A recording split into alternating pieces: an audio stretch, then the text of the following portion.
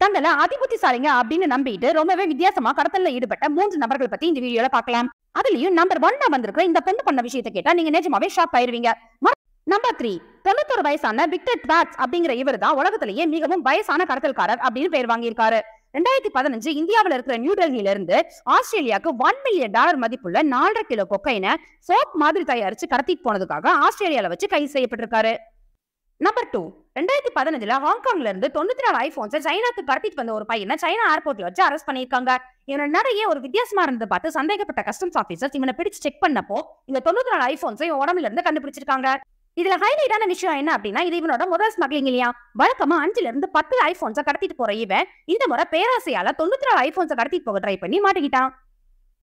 Number 1 கொலம்பியால இருந்து ஜெர்மனிக்கு வந்த இந்த லேடி தன்னோட மார்பகங்களே ஆபரேஷன் பண்ணி கொக்கைனை உள்ள வச்சு தச்சு எடுத்துட்டு வந்திருக்காங்க.